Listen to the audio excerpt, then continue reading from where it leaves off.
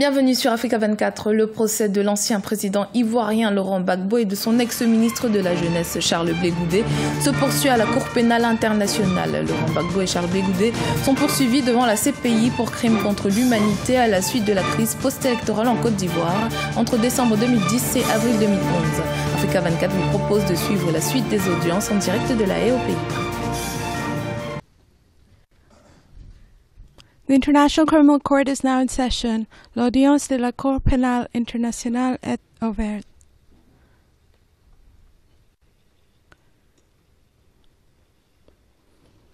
Please be seated. Veuillez vous asseoir.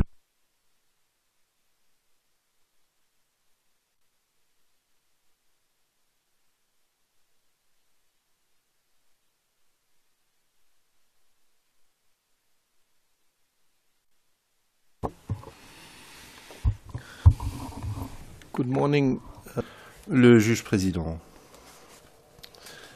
Le juge président, bonjour, monsieur Notte. Le témoin, bonjour. Le président poursuivant. Avant que vous ne commenciez votre déposition, avant de commencer les interrogatoires, nous avons quelques questions préliminaires à aborder avec vous. D'abord, nous souhaitons avoir votre identité. Veuillez décliner toute votre identité. Le témoin, je m'appelle Alexander James Notte. Le président, vous êtes né. Le témoin, le 31 juillet 1980. Le président, où? Le témoin, à Chertsey, au Royaume-Uni. Le président, à Surrey. Réponse, oui. Question, vous êtes citoyen britannique? Réponse, oui.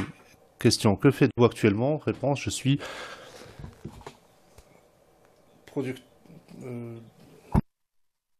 producteur de documentaires. Question. Et à l'époque des événements, que faisiez-vous? Réponse. J'étais caméraman. Le président, caméraman. Étiez-vous freelance? Réponse. Oui. Je donne la parole à la représentante de l'accusation. Merci, Monsieur le Président. Bonjour. Bonjour, Monsieur le témoin.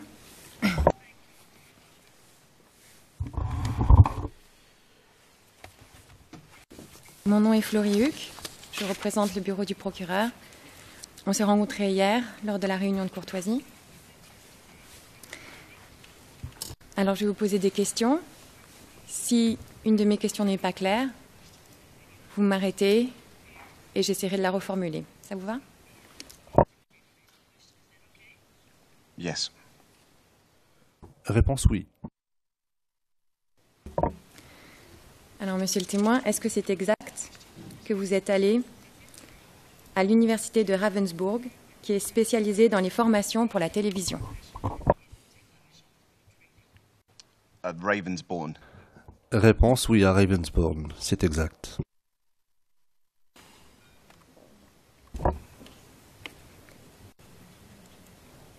Et donc tout à l'heure, vous avez dit que vous avez été caméraman en 2011. Est-ce que c'est exact que vous avez travaillé pour l'émission Unreported World? I was a freelancer for Oui, j'ai travaillé en tant que freelance pour Underreported World. Et cette émission Unreported World, elle est produite par quelle société de production? a company called Quicksilver. Réponse, une société qui s'appelle Quicksilver Media. Et elle est diffusée sur quelle chaîne de télévision? It's broadcast in the... Elle est diffusée au Royaume-Uni sur la chaîne 4 Channel 4 Television. Et en 2011, est-ce que vous avez tourné un documentaire?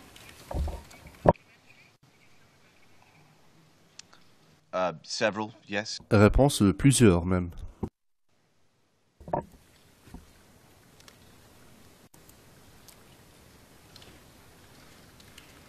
Est-ce que vous pouvez nous dire lesquels c'était? Well, the one that comes to mind.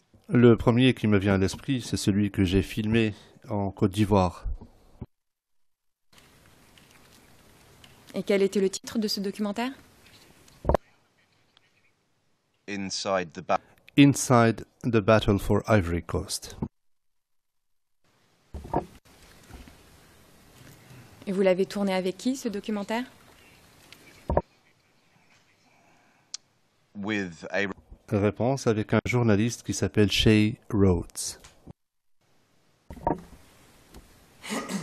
Et vous le connaissiez avant, chez Rhodes?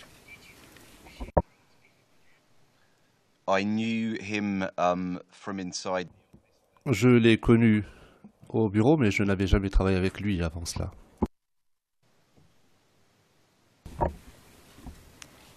Et pour ce documentaire, est-ce que vous êtes parti en Côte d'Ivoire? Yes. Oui. Et est-ce que vous vous rappelez des dates du séjour, de votre séjour en Côte d'Ivoire?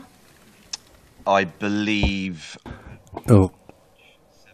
Je pense que je suis arrivé le 17 mars 2011 et que je suis reparti le 15 avril. Le 13 avril, si corrige l'interprète. Que c'était votre première fois en Côte d'Ivoire? yes. Réponse. Oui, je n'avais jamais été là avant. Et est-ce que vous êtes retourné là-bas depuis? No.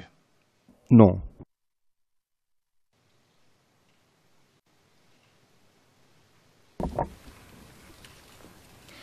Alors avant d'aller en Côte d'Ivoire, comment vous vous êtes préparé pour faire ce documentaire?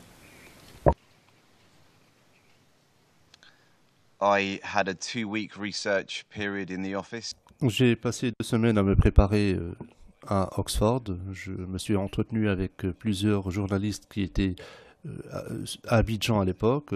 J'ai eu plusieurs conversations avec environ 8 différents journalistes pour leur parler de leur expérience et de ce qui se passait là-bas.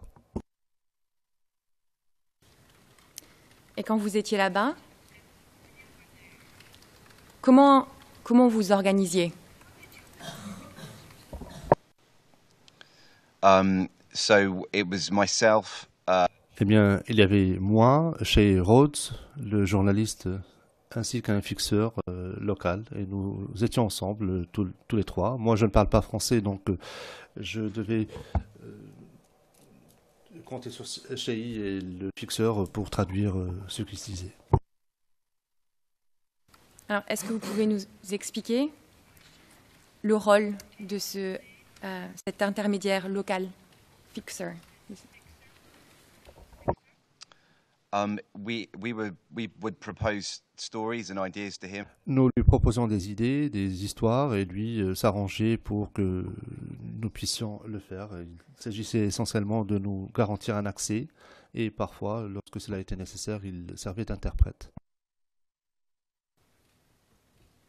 Et quel est le nom de cette personne?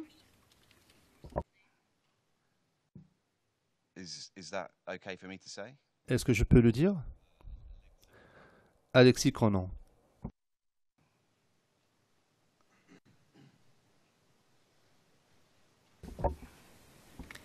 Et quand vous étiez en Côte d'Ivoire, est-ce que vous étiez en contact avec votre société de production, Quicksilver? Every day we would have to make daily phone. Tous les jours, nous devions les appeler pour les informer de ce que nous faisions. Nous avions fait ce jour-là. Le lendemain, nous devions leur parler de la situation en matière de sécurité, puisque les choses évoluaient rapidement au quotidien. Donc tous les jours, je les contactais au moins une fois par jour. Je contactais la société de production Quicksilver Media.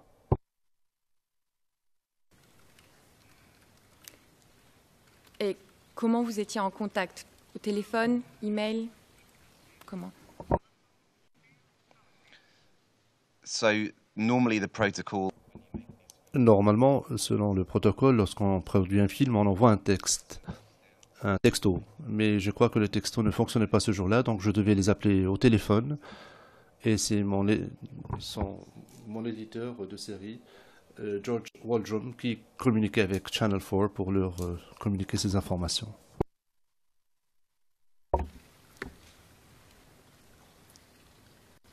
Donc vous dites que ces appels étaient inscrits dans un journal Qui est-ce qui inscrivait ces informations dans le journal? He was my series editor, and his name is George. C'était l'éditeur de la série et il s'appelait George Waldron. C'est lui qui s'en occupait. Alors, je vais demander à ce qu'on affiche un document à l'écran. C'est un document confidentiel. Et l'IRN est CIV OTP 0021 0862. Est-ce que vous reconnaissez ce document? Yes. Oui.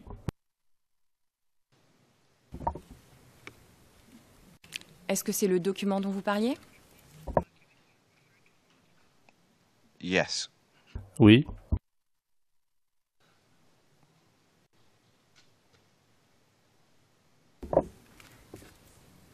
Alors sur cette page, sous le titre Monday 11th, il y a deux initiales, GW et AN. Est-ce que vous pouvez nous dire quelles sont ces personnes? Alexander Knott and Le président Alexander Knott et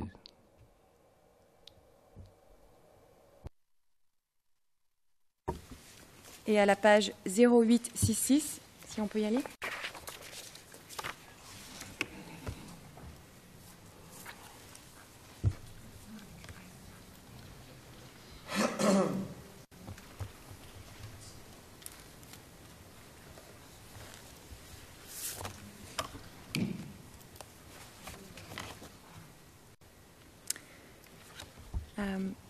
Sous le Monday 28, il y a marqué Alexander Knott emailed NT. Est-ce que vous voyez NT? NT is Natalie Trabwaza. Nathalie Traboisa. C'était la directrice de production.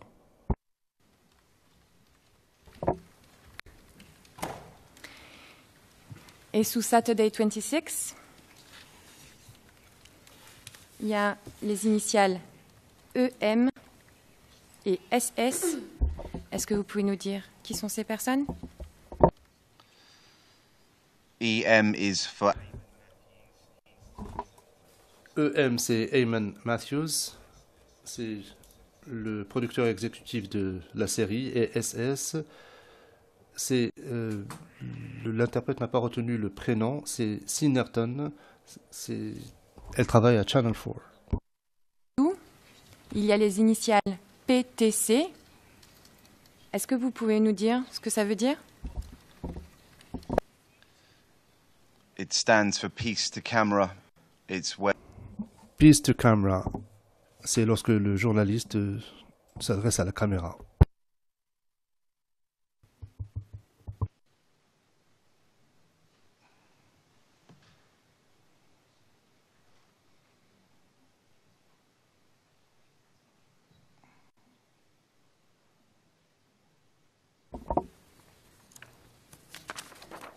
On peut enlever le document de l'écran, je vous remercie. Monsieur le Président. Madame Nouri. Oui, Monsieur le Président, nous voudrions simplement demander la reclassification du document de confidentiel à public, puisque nous ne voyons pas ce qu'il y a de confidentiel dans la teneur, que les noms ont été cités en public et que la teneur du document a été citée en public. Et si nous devons nous y référer lors de notre examen, nous voudrions pouvoir le faire. Donc est-ce que vous pouvez reclassifier le document public? Merci beaucoup, Monsieur le Président. Monsieur le Président, nous pensons que toutes les vidéos donc, seront reclassifiées publiques. Par contre, ce document-là, c'est un document de travail de Quicksilver Media et on pense que ça doit rester confidentiel. No, come on. Le président, franchement. Les rushs dont ils vont se servir sont aussi des documents de travail. Tout est des documents de travail de Quicksilver. Et encore une fois, on a cité publiquement la teneur du document. everything is a working document. Le président, tout est un document de travail. Tout document est un document de travail, partant de ce principe. Donc je ne comprends pas pourquoi il est traité comme étant confidentiel. Oui, j'ai entendu cela, mais nous sommes en train de discuter en public de ce document, alors je ne comprends pas pourquoi il devrait être confidentiel. We'll deal with it before we come. Nous statuerons sur cette question avant l'interrogatoire des autres parties. Veuillez poursuivre. Let's go to the substance. Et allez-y au vif du sujet. Dealing too much with J'espère que vous n'allez pas trop vous attarder sur le type de caméra, sur des détails techniques. Monsieur le Président, mais on n'y passera pas trop de temps. Alors, votre rôle, là-bas, sur place, en Côte d'Ivoire, c'était quoi? In terms of the Réponse. Pour ce qui est de l'histoire que nous essayons de couvrir,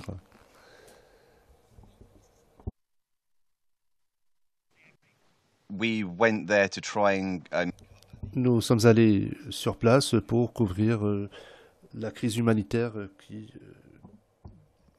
était au pays. Donc, vous nous avez dit tout à l'heure que vous étiez le caméraman, n'est-ce pas? that's correct. C'est exact. Est-ce que vous étiez le seul à filmer là-bas ou est-ce qu'il y avait quelqu'un d'autre? I was the only one to be. J'étais le seul à filmer là-bas. Alors hier, ici à La Haye, on vous a donné votre déclaration à lire lors de la familiarisation.